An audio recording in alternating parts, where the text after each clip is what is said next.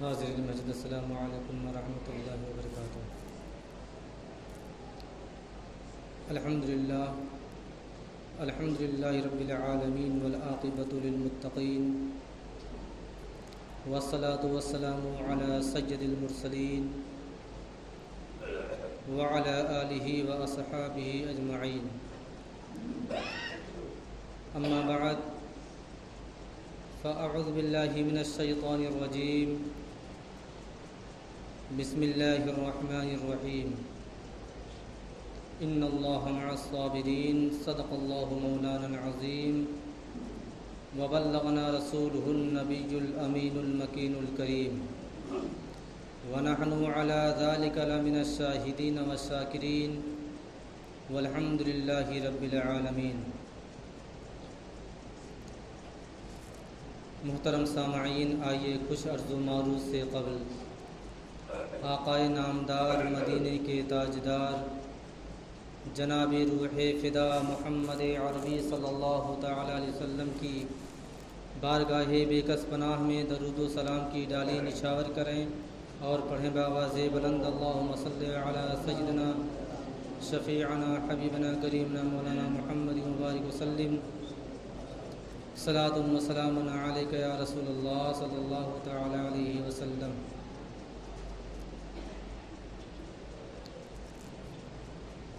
محترم حضرات،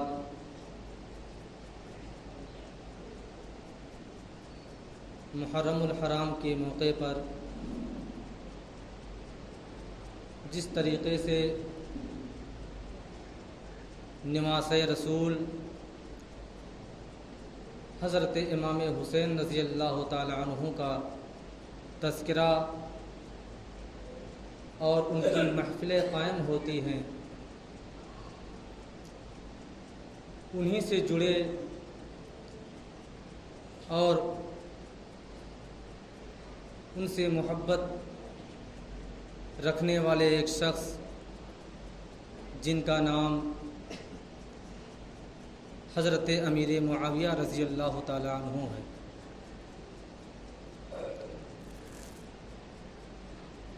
بہت سے کم پڑھے طبقے والے شریعت کے مسائل سے دور رہنے والے کچھ حضرات حضرت امیر معاویہ رضی اللہ تعالی عنہ کے بارے میں اول پول بکتے رہتے ہیں، اور حد تو یہاں تک ہو جاتی ہے کہ معاذ اللہ ان کو گالیوں سے بھی لوگ درکنار کر دیتے ہیں۔ میرا موضوع سخن جو ہے صحابی رسول حضرت امیر معاویہ رضی اللہ تعالی عنہ کے مختصر مقام، مرتبہ اور ان کے کچھ حالات آپ کے گوش گزار کروں گا۔ حضرت امیر معاویہ رضی اللہ تعالی عنہ کا نسب کچھ اس طرح ہے کہ آپ سیدنا ابو سفیان رضی اللہ تعالی عنہ کے صاحبزادے ہیں، اور جس وقت ہمارے آقا مولا حضور تاجدار مدینہ صلی اللہ تعالی علیہ وآلہ وسلم پر وحی نازل ہوتی تھی، اس وقت آپ اس وحی کے کاتب بھی تھے، تحریر کرنے والے تھے، اور ہمارے آقا پر جو وحی نازل ہوتی تھی اس کی کتابت کرتے تھے، اس کو تحریر فرماتے تھے۔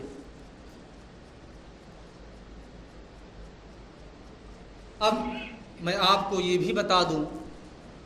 کہ حضرت امیر معاویہ رضی اللہ تعالی عنہ اور حضرت علی رضی اللہ تعالی عنہ کے درمیان کچھ مسائل کو لے کر کے، کچھ باتوں کو لے کر کے اختلاف پیدا ہو گیا۔ حالانکہ علماء کا اس بات پر اتفاق ہے کہ لوگوں کے درمیان اس چیز کو عام نہ کیا جائے، اس چیز کو گہرائی تک ان کے معاملات کو لوگوں کے درمیان نہ بتایا جائے کہ لوگ کہیں کم علمی کی بنیاد پر کہیں حضرت امیر معاویہ رضی اللہ تعالی عنہ کو کہیں گستاخ علی نہ شمار کر دے۔ اس وجہ سے فقہا اور علماء نے عوام کے درمیان ان تمام باتوں کو رکھنے سے منع فرمایا۔ میں آپ کو بتا دوں کہ حضرت امیر معاویہ رضی اللہ تعالی عنہ ایک معزز صحابہ کرام میں سے گزرے ہیں، اور آپ کا مرتبہ اور مقام یہ تھا کہ آپ کاتب وحی تھے، اور حضرت عثمان غنی رضی اللہ تعالی عنہ کے چچا زاد بھائی بھی تھے۔ لیکن اختلاف کیسے پیدا ہوا میں آپ کو بتا دوں۔ جب حضرت عثمان غنی رضی اللہ تعالی عنہ سے دشمنی اور حسد رکھنے والے لوگوں نے جب ان کے گھر کو گھیرے میں لے لیا اور ان کے جانی دشمن ہو گئے، اور معاذ اللہ حضرت عثمان غنی رضی اللہ تعالی عنہ کو باغیوں نے، دشمن عثمان غنی نے جب ان کو شہید کر دیا، اور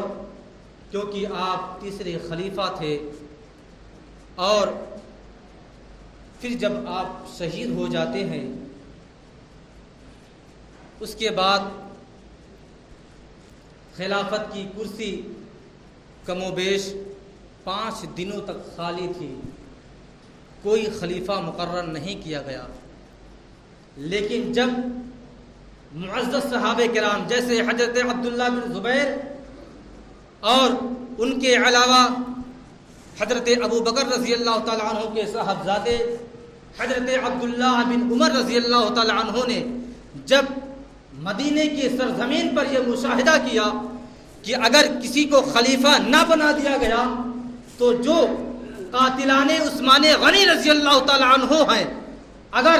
کسی کو خلیفہ نہ بنایا گیا تو ان کا حوصلہ اور بلند ہو جائے گا، اور ان کا جذبہ اور بلند ہو جائے گا، اور اس طرح مدینے کی سرزمین پر خون ریزی کا برپا کر دیا جائے گا، اور لوگ خون ریزی پر آمادہ ہو جائیں گے۔ اس وجہ سے تمام معزز صحابہ کرام جو مدینہ منورہ کی سرزمین پر موجود تھے فوراً حضرت علی رضی اللہ تعالی عنہ کے پاس جاتے ہیں اور آپ کو خلیفہ بننے کا اصرار کرتے ہیں۔ حضرت علی رضی اللہ تعالی عنہ خلافت کی کرسی اور اس کی تمام ذمہ داری اپنے اوپر لے لیتے ہیں، لیکن ابھی خلافت کی بنیاد استحکام نہیں پائی تھی کہ اس سے پہلے حضرت امیر معاویہ رضی اللہ تعالی عنہ جو اس وقت ملک شام کے گورنر تھے، جب ان تک یہ بات پہنچی کہ تمام باغیوں نے اور دشمنان عثمان غنی رضی اللہ تعالی عنہ نے حضرت عثمان غنی رضی اللہ تعالی عنہ کو شہید کر ڈالا، تو آپ کو بڑی تکلیف ہوئی، آپ کو بہت زیادہ صدمہ پہنچا۔ آپ اس وقت مدینہ منورہ کی سرزمین سے بہت دور دراز مقام پر ملک شام میں تھے، چونکہ حضرت امیر معاویہ رضی اللہ تعالی عنہ کے حضرت عثمان غنی رضی اللہ تعالی عنہ چچے زاد بھائی تھے۔ آپ کو جب اس بات کی اطلاع پہنچی تو آپ نے فوراً ارادہ بنایا کہ اس وقت جو خلیفہ بنائے گئے ہیں یعنی حضرت علی رضی اللہ تعالی عنہ کے پاس قاصد بھیجا آپ نے کہ باغیان اسلام جو دشمنان اسلام ہیں، جنہوں نے بلا وجہ حضرت عثمان غنی رضی اللہ تعالی عنہ کو شہید کر دیا ہے، آپ اگر اس وقت کے خلیفہ ہیں تو فوراً قاتلان عثمان غنی سے غنی کا بدلہ لیا جائے، کیونکہ اس وقت کا دستور تھا کہ اگر کوئی شخص کسی کا خون کر دیتا تھا تو اس وقت کا ماحول اور دستور تھا، قانون تھا کہ لوگ بدلہ اس طرح لیتے تھے کہ اگر کسی نے خون کیا ہے تو اس کے بدلے میں اس کا بھی خون کر دیا جائے، اس کو بھی قتل کر دیا جائے۔ اسی چیز کو بنیاد بنا کر کے حضرت امیر معاویہ رضی اللہ تعالی عنہ نے حضرت علی کرم اللہ وجہ الکریم کی بارگاہ میں قاصد بھیجا کہ آپ جو قاتلان عثمان غنی رضی اللہ تعالی عنہ ہیں ان کو فوراً آپ قتل کر دیں۔ لیکن حضرت علی رضی اللہ تعالی عنہ جو باب العلم تھے، جو علم کا دروازہ تھے، آپ ساری چیزوں سے باخبر تھے، آپ کو اس بات کی گہرائی تک آپ نہ پہنچ سکے کہ آخر کار عثمان غنی کے جو قاتل ہیں کس شخص نے قتل کیا ہے اور اصل میں ان کا قاتل کون ہے، کیونکہ اس کو پتہ کرنے میں کچھ وقت درکار تھے۔ اس وجہ سے حضرت علی رضی اللہ تعالی عنہ نے اس کے جواب میں حضرت امیر معاویہ رضی اللہ تعالی عنہ کو بتایا اور ان سے فرمایا کہ آپ خلافت کو استحکام پا لینے دیجئے، اس کے بعد میں قاتلان عثمان غنی رضی اللہ تعالی عنہ کا بدلہ ضرور لوں گا۔ لیکن حضرت امیر معاویہ رضی اللہ تعالی عنہ کا صرف اور صرف کہنا اتنا تھا کہ آپ ابھی اور فوراً جو قاتلان عثمان غنی رضی اللہ تعالی عنہ ہیں ان سے فوراً اور ابھی بدلہ لے لیجئے اور جو قتل کیے ہیں ان کو قتل کر دیجئے۔ لیکن حضرت علی رضی اللہ تعالی عنہ ابھی شک اور شبہے میں تھے، آپ کو یہ پوری طرح سے باخبر آپ نہیں تھے کہ اصل قاتل کون ہے اور قتل کی وجہ کیا ہے۔ حضرت علی نے سوچا کہ ان تمام چیزوں کو پہلے اکٹھا کر لیا جائے، اس کے بعد جب تمام ثبوت حاصل ہو جائیں اس کے بعد قاتلان عثمان غنی کا بدلہ لیا جائے گا۔ لیکن حضرت امیر معاویہ رضی اللہ تعالی عنہ نے اسی بات پر اختلاف کر لیا اور یہاں تک ہوا کہ آپ سے جنگ کا ارادہ کر لیا۔ حالانکہ حضرت امیر معاویہ رضی اللہ تعالی عنہ اور حضرت علی رضی اللہ تعالی عنہ کے درمیان کسی سیاست کے تعلق سے جنگ کا ارادہ نہ تھا، آپ دونوں کے درمیان کوئی دشمنی نہ تھی، آپ کسی جائیداد اور پراپرٹی کے لیے لڑنا نہیں چاہتے تھے، لیکن تھوڑا سا اختلاف ہو گیا جسے اسلام نے کہا خطائے اجتہادی ہو گیا، جس کا اسلام نے نام رکھا کہ ان دونوں کے درمیان ایک اختلاف ہو گیا، خطائے اجتہادی ہو گیا، اور اس پر تمام علماء اور تمام عوام کو موقف رہنے کا مشورہ بھی دے دیا گیا کہ آپ اس پر کوئی اعتراض نہ کریں۔ یہاں تک بتایا جاتا ہے کہ حضرت امیر معاویہ رضی اللہ تعالی عنہ کا جو لشکر تھا اور حضرت علی رضی اللہ تعالی عنہ کا جو لشکر تھا، ان دونوں لشکروں میں بھی آپس میں بھی بڑی محبت تھی۔ حضرت امیر معاویہ رضی اللہ تعالی عنہ تو اپنی پوری زندگی جب تک خلافت کی کرسی پر آپ تھے اور اس سے پہلے بھی دل و جان سے اہل بیت سے محبت فرماتے تھے، اور خلافت کی کرسی انجام دینے کے بعد بھی، خلافت کی ذمہ داری انجام دینے کے بعد بھی آپ ہر طریقے سے اہل بیت سے محبت فرمایا کرتے تھے۔ لیکن لشکریوں کے بارے میں بتایا جاتا ہے کہ جس طرح حضرت امیر معاویہ حضرت علی رضی اللہ تعالیٰ عنہ کے درمیان محبت تھی، اسی طرح دونوں لشکروں کے بھی درمیان محبت تھی، کیونکہ ثبوت دیا جاتا ہے، ثابت کیا جاتا ہے کہ اگر حضرت امیر معاویہ کے لشکر کے پاس پانی ختم ہو جاتا تھا تو وہ لشکر والے حضرت علی کے لشکر کے پاس آتے تھے، پانی لے جاتے تھے۔ اگر ان کے پاس پانی ختم ہو جاتا تھا تو ان کے پاس پانی جا کے لے آیا کرتے تھے۔ لیکن اس طرح جب ہوا، اور اب آگے کے حالات سنیے اور حضرت امیر معاویہ رضی اللہ تعالیٰ عنہ کی گفتگو سنیے۔ جب ان جنگ کے بارے میں اور اس جنگ کے بارے میں رومی کے حکمراں کو پتہ چلا کہ مسلمان تو آپس میں ٹکرا گئے ہیں، اس کو نہیں پتا تھا کہ اختلاف کی بنیاد پر ایسا ہو رہا ہے۔ رومی کا بادشاہ سمجھ بیٹھا کہ کرسی اور خلافت کے لیے لڑائی لڑی جا رہی ہے۔ تو جب رومی کا بادشاہ نے ارادہ کیا کہ دو مسلمان آپس میں ٹکرا گئے ہیں، ان کی فوج آمنے سامنے ہے، تو کیوں نہ اس موقع کا پورا فائدہ اٹھایا جائے اور مدینہ منورہ کی سرزمین پر حملہ کر دیا جائے۔ لیکن جب اس بات کی اطلاع حضرت امیر معاویہ رضی اللہ تعالیٰ عنہ کو پتہ چلی تو آپ نے برجستہ کہا، اے رومی کتے، تجھے نہیں پتا کہ امیر معاویہ